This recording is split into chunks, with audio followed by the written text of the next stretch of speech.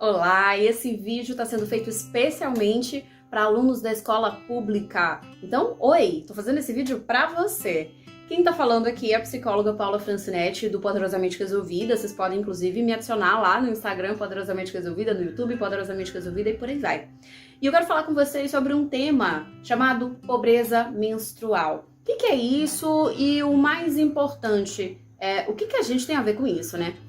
Vamos lá. Pobreza menstrual, como vocês estão vendo aí algumas pessoas falando sobre o assunto, tem a ver justamente com o não ter acesso a algumas ferramentas, alguns instrumentos que nós mulheres, precisamos ter quando a gente está menstruada, né? Em primeiro lugar, a gente sabe, e você, se não sabe, vai saber agora, que a menstruação, ela é um tema tabu.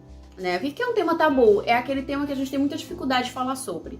Então, assim, a menina tá menstruada, a gente já não quer falar sobre. A menina tá menstruada, ela não quer falar com ninguém sobre. A gente tem um certo preconceito relacionado com isso, né? A menina, eu vou falar, quando eu era mais nova, eu tinha dificuldade de passar com absorvente na mão quando eu tava na sala de aula, por exemplo, e me levantar para ir ao banheiro. Mas qual que é o problema, de fato? Se todas as mulheres, ou praticamente todas as mulheres, principalmente as meninas, elas menstruam. Se todos os meninos sabem que as meninas menstruam e que isso faz parte da vida, né? Quando a gente precisa ir fazer xixi, a gente pede pra ir fazer xixi. Mas às vezes a gente precisa de outras necessidades, mas a gente tem muita vergonha de lidar com isso, né?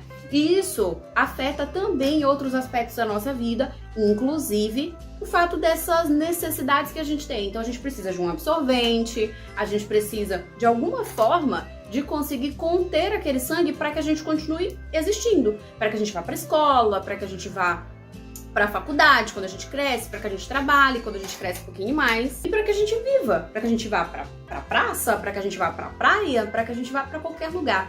A gente não consegue sair de casa se a gente não tiver essas ferramentas, né? Existem outras além do absorvente. Existe hoje calcinha menstrual, que é uma calcinha que você veste e que ela contém o sangue, depois você lava, bota para secar e usa de novo.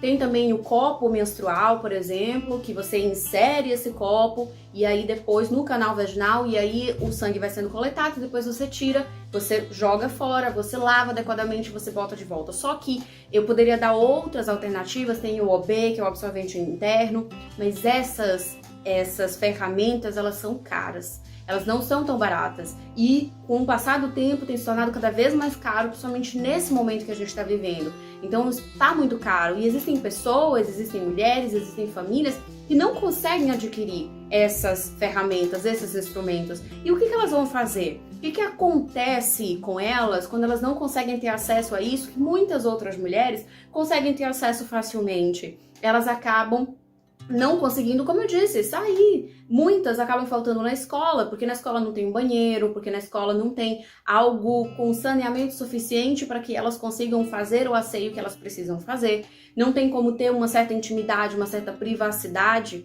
né, para fazer a troca do absorvente ou fazer a troca do que precisa ser trocado, do que precisa ser feito. E isso acaba dificultando a existência delas. Só que eu, como psicóloga, quero falar também sobre o aspecto emocional. A gente já consegue entender hoje, eu quero que você comece a aprender mais sobre isso comigo agora, sobre o que significa ter saúde. Eu acho que talvez você tenha ouvido falar que ter saúde é estar doente ou não estar doente, né? A gente, eu tô gripada, eu tô sem saúde agora, eu tô com uma doença mais profunda, você deve ter ouvido falar sobre câncer, você deve ter ouvido falar sobre problemas, doenças no estômago, doenças diferentes, doenças respiratórias, doença no olho, diabetes e várias doenças que você já deve ter conhecido aí ao longo da sua vida. Papo meio chato, né? Mas doença nunca é uma coisa legal. Mas, porém, contudo, entretanto, isso não é só o que vai definir se a gente tem saúde ou se a gente não tem saúde. Hoje em dia, a Organização Mundial de Saúde, que é lá uma instituição que vai dizer o que significa ter saúde ou não, eles entendem, através dos estudos científicos, dos estudos que os profissionais fazem, que a nossa saúde, ela também tem a ver com o aspecto social e também tem a ver com o aspecto psicológico. Ou seja, eu posso estar com nenhuma dessas doenças, não tenho nada no meu olho, não tenho nada no meu estômago, não tenho câncer, não tenho nenhuma doença, meus exames estão todos ok, não tenho nada, absolutamente nada, nenhum problema físico. Ainda assim, eu posso não estar com saúde. Por quê? Porque emocionalmente eu posso estar abalado. E hoje a gente também entende que existem outras doenças que não são só essas doenças conhecidas como doenças físicas, mas também tem as doenças psicológicas. Hoje em dia a gente ouve falar de transtornos de ansiedade, a gente ouve falar de transtornos de depressão, a gente ouve falar de como que o aspecto emocional vai também afetar o aspecto físico, o nosso corpo, a nossa mente, o que a gente pensa, como a gente se sente, afeta como a gente percebe o nosso corpo também e como o nosso corpo vai funcionar. E o que acontece quando essa menina, quando essa mulher não tem acesso a esses elementos, a esses instrumentos que elas precisam para conseguir sair de casa, para conseguir existir, para conseguir ficar bem? Elas se sentem muito mal. Elas se sentem tristes, elas tendem a não se sentir, a ter uma autoestima lá embaixo, a se sentir super inferiores a outras pessoas que conseguem ter condição financeira para bancar algo que é tão básico para outras pessoas.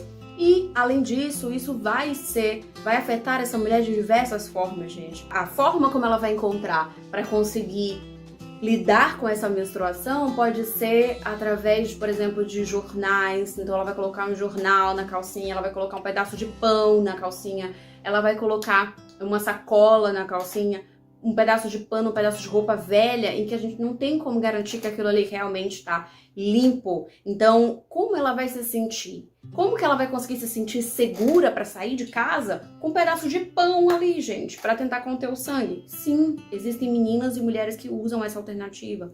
Como é que ela vai conseguir se sentir segura com uma sacola ali funcionando como absorvente? Como é que ela vai se sentir com um jornal, com uma roupa velha, sem saber que se aquilo tá limpo de fato mesmo ou não, né? Como é que essa mulher vai se sentir bem e disposta para a vida, para sair de casa, para interagir com as pessoas, para ir aprender na escola, se ela não tem acesso a uma coisa que é tão básica?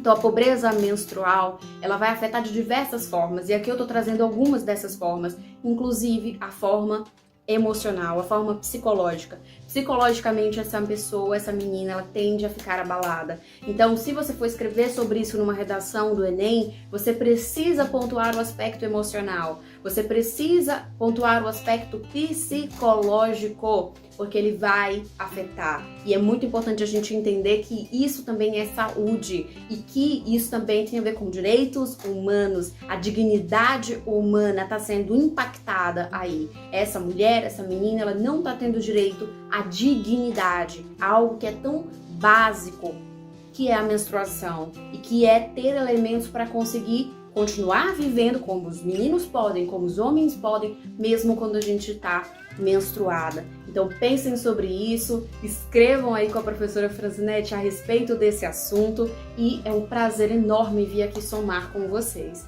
Um grande beijo!